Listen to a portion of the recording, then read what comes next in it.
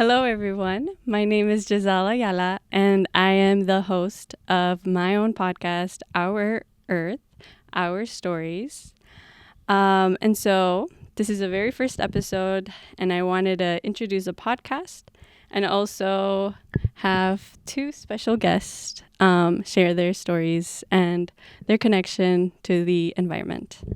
Um, so I sort of created this project because I'm passionate about the environment and I want to take care of it.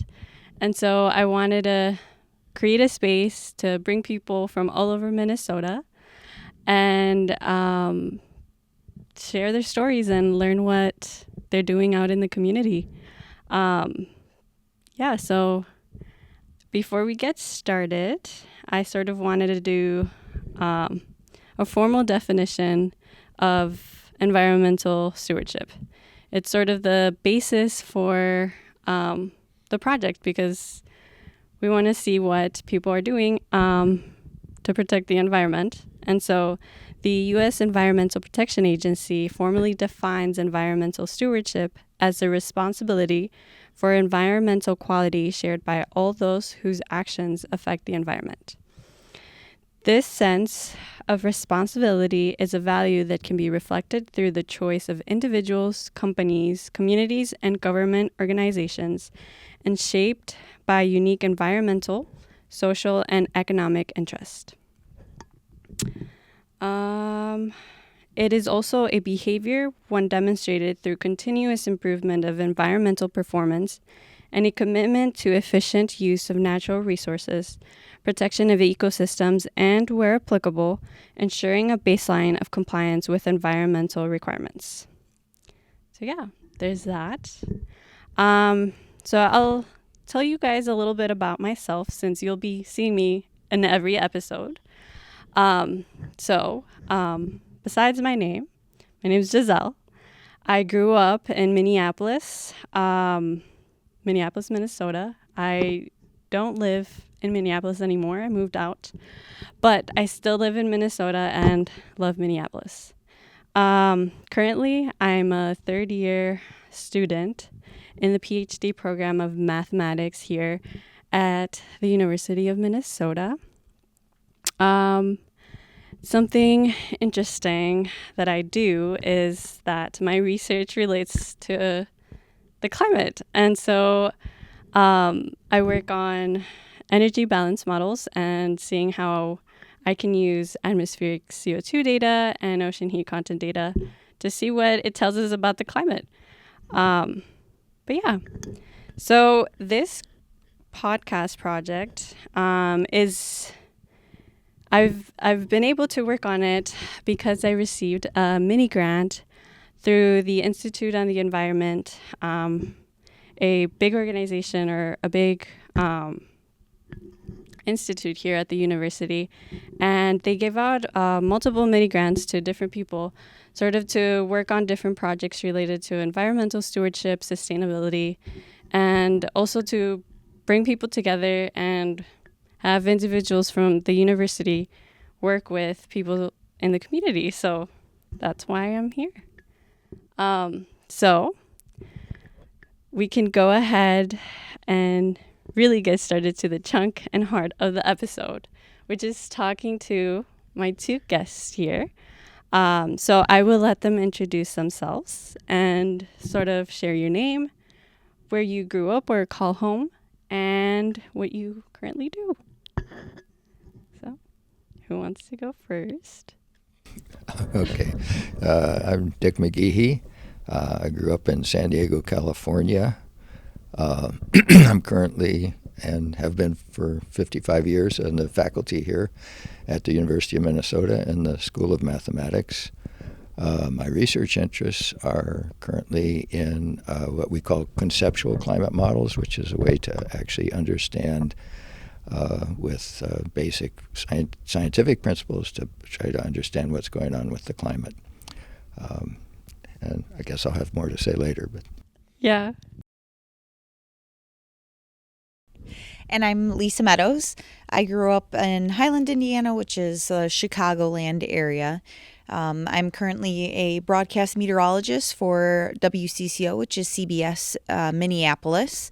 And I have a bachelor's of science in meteorology with a minor in math, and then a strategic communications master's that I got here at the U of M. So these are the math people. Easy for me to get through my little minor in math, but it's awesome how, the math and then the communication aspect of things are intertwined with this podcast. And I think that's really something that a lot of people don't realize, how much math and science really is. That's what climate change is all about. So it's really nice to be able to explain that to people. Yeah. So Lisa and Richard, my advisor, have been able to mentor me through the whole process of putting this podcast together.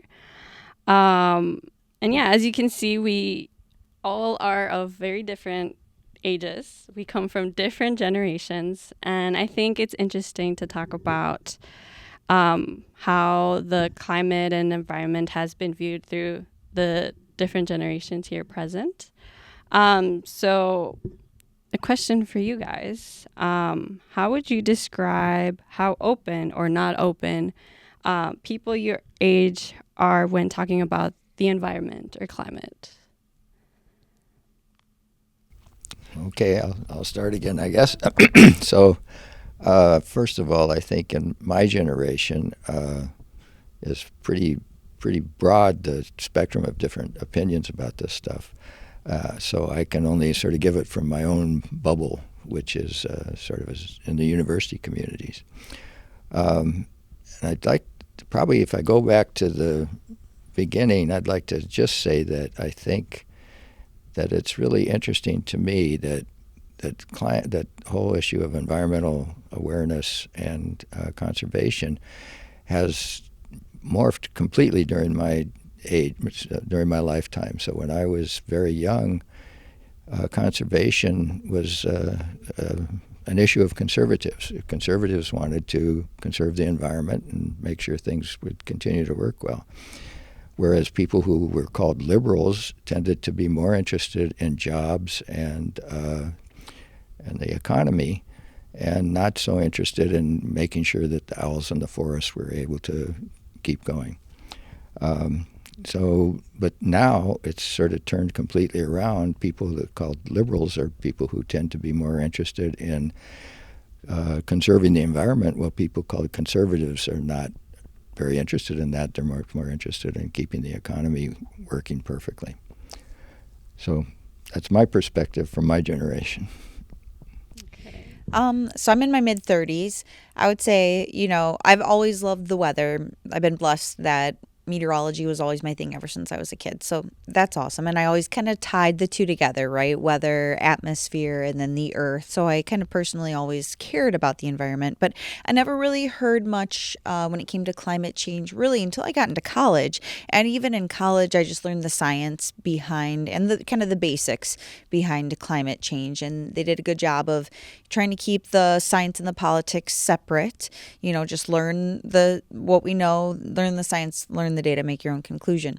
I would say it's been interesting in my career as a broadcast meteorologist, which I went straight out of college into television, working for CBS in Lubbock, Texas. From then, within the last 14, 15 years, I have seen it change dramatically, how climate change is talked about and almost what we're allowed or even suggested to speak about on broadcast television, at least in local television markets. When I first started in the business, it was rather taboo. We didn't bring it up, just stick to the regular weather forecast and just go with that. Then people aren't gonna, people will argue with you all the time. You get paid to lie, right? When you give the weather forecast. Not so much the case anymore. I'd say we're pretty accurate. But in the beginning, I didn't talk about it much. And I started getting, a little more strength behind myself and speaking more about it as the years went on. And it went from a time where I didn't really talk about it at all because it was a hush hush taboo to talk about climate change, to now it's changed dramatically to where a lot of the news organizations actually put together climate change reporters. And there's even a national climate change correspondent who really only does stories on climate change. And it's suggested that we go out and we talk about climate change, and we do reporting stories on climate change. And even in my broadcasts every day, when I have the opportunity, if the weather's quiet and I have enough time to talk about climate change, then I feel like I can. And at least in my career, it's been interesting to see that evolution from, over the last 15 years. So I do think that also kind of goes to show what it's been like, at least in my generation's there has been a change recently. Yeah.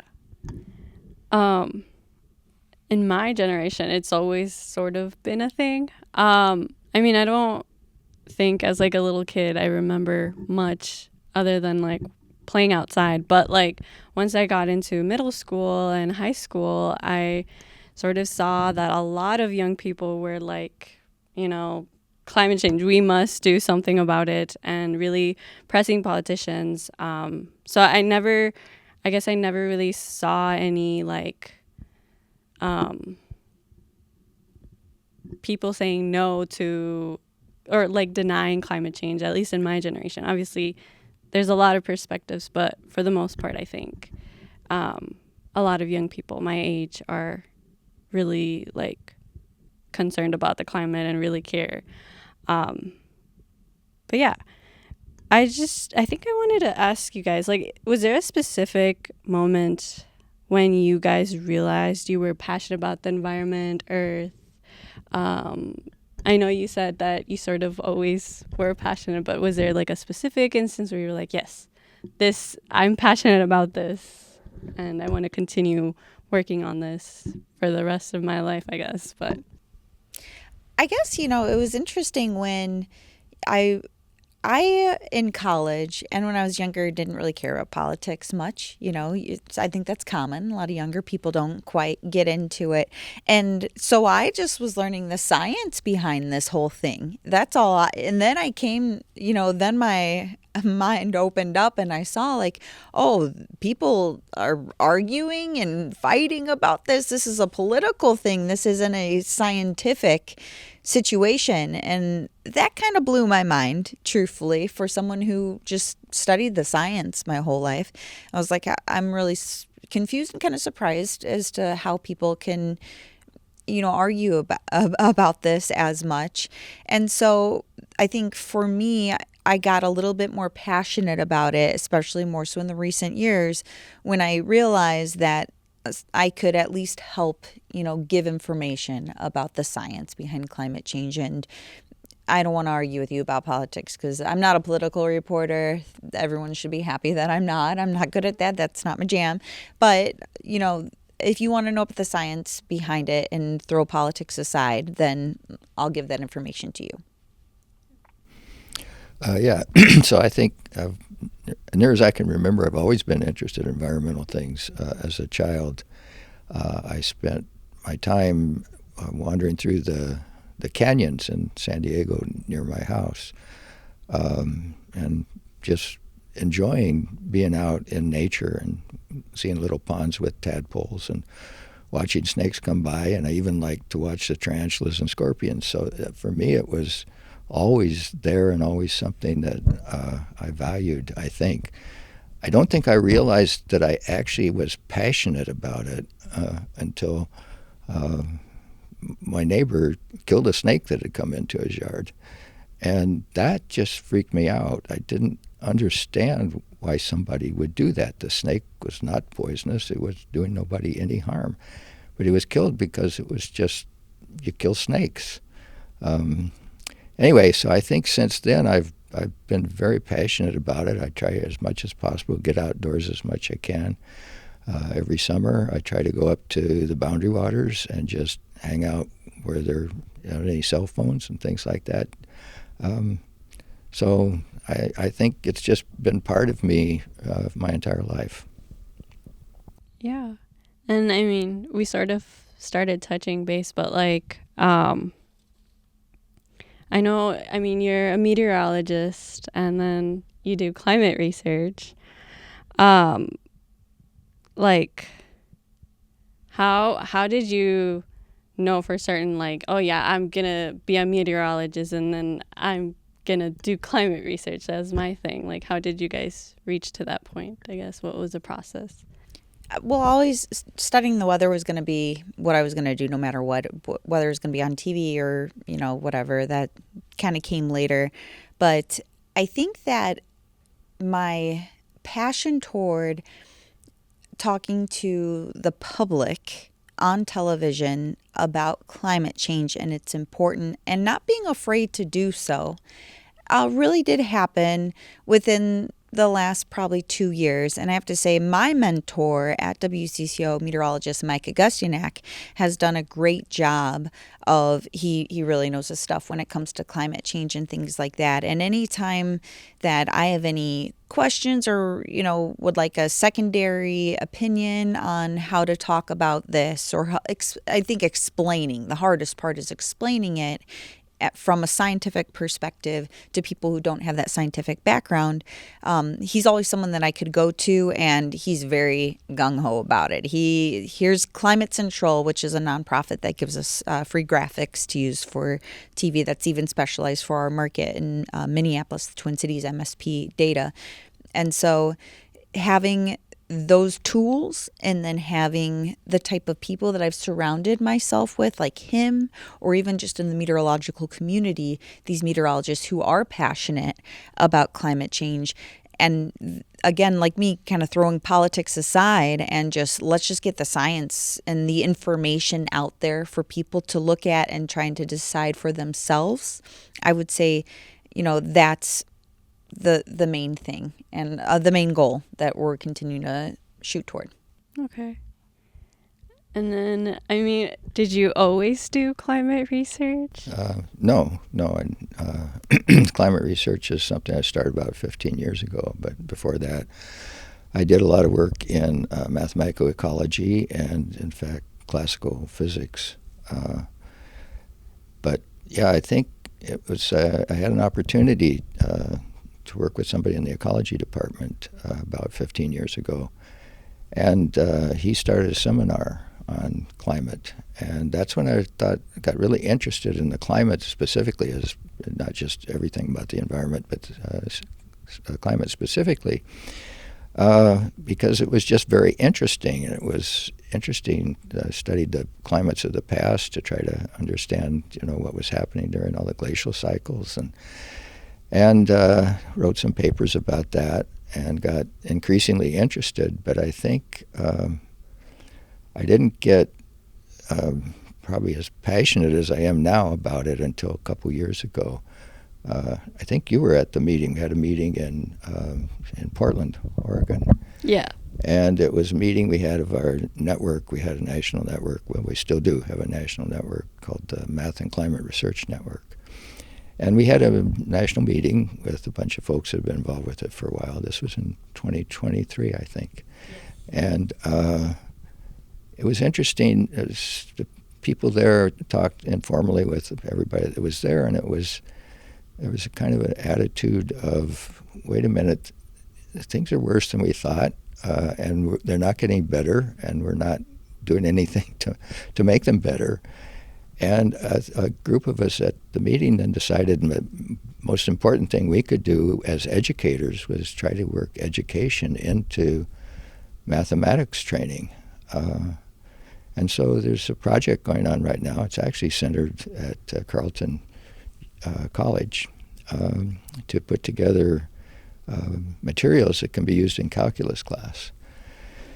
And I took that one further, and I decided I should try to teach freshmen who don't know calculus, try to teach these climate models to a broader group of people, not just people that are struggling with calculus, but people who are not all that interested in mathematics, but might be interested in what's going on with the climate. And so I've now started 2 new courses here just in the last couple of years. One of them is for freshmen with no assumption of any background in mathematics, and another is for advanced undergraduate students who actually have had calculus, and we can go into the models in much more detail. Yeah, it's kind of funny because like I've taken one of those courses with you, and I don't think you realize how impactful it was, like you teaching and like talking about climate and holding a seminar with our research group, how like all the knowledge that you're passing it down to your students, and hopefully we'll be able to do something, and then we'll sort of a ripple effect. But yeah, I think some, like you touched on, like politics being very divisive and whatever with the climate and climate change. But what are some things that concern you when you think about the environment, climate? I don't know if you guys would like to elaborate. Oh, the future. And I did my my master's strategic communication on communicating climate change here at the University of Minnesota, and that was the overwhelming response. People care what's going to happen to their kids, what's going to happen to their grandkids. A lot of people who watch local news are older, so a lot of the answers were, I'm worried for my grandchildren. I don't have children yet. I hope to one day, and I don't want to ruin this for them. I don't want, I try to do everything I can to be a positive influence on people, on the earth, on everything. So, whatever I can do to try to help the future generations, I don't want to be responsible for that. And so, as many things that we can do, for me, I think communicating the information as clearly as possible is what I'm trying to do. Yeah, I would certainly second that. The more you look at these models of what's happening, the more clear it is that we've got a serious problem, and it's going to have a big effect, not just on the future generations, but right now. Interesting statistic is that for starting, I think, in July of 2023 up until the following July, every month set a new record in terms of the global temperature. And that just keeps continuing. It hasn't quite continued like that, but still, 2023 was the hottest year on record. 2024 exceeded that even. And another interesting thing is, since every year since I guess it was 2016. Every year since 2016 has been hotter than every year before 2016. So it's not like it's just kind of going up and down. It's going up dramatically and quickly. And I think we're seeing the effect of that with the fires in California and the floods in the southeast. And it's just going to continue. Yeah. I feel like when you talk about climate, it sometimes feels like such a depressing like topic, but I don't know. I think like seeing you like be optimistic, like how do you keep that optimism and like hope for the future? Like how do you just stay positive? Well, I guess, one thing is you can look at the younger generations. They care. There's no question, that this is something that is important to the younger generations, and so it's not like everyone's giving up. Yeah. And I do feel, as people get older, maybe people do try, kind of give up or start to lose hope on things. But when I was younger, I'm in my mid-30s, but, I was a lot more ambitious when I was younger. I would take on a lot more things. And so even for me, seeing that passion and the caring in the younger generations, that helps reinforce it to me that, okay, maybe there is hope after all. Yeah. Yeah. I do think, maybe I'm not going to solve the climate change issue. I mean, at least not by myself, but I do think that collectively we could definitely make a huge impact and hopefully turn it around for our planet. But yeah, do you do anything to keep you optimistic? Well, yes, I come into the university and I talk to people like you. Again, this is I'm inspired by the younger generation. For them, it's almost an existential crisis. For people my age, we're just going to pass away before the really bad stuff comes. But for you, you're going to see this whole thing play out. Yeah. And they're going to be, it's going to be bad. But again, I think locally, I think people are going to have to think locally in terms of building groups and try to get more people to understand that there are things that everybody can do. And most importantly is to just do something that makes you feel like you're doing something about it and try to convince other people to do things.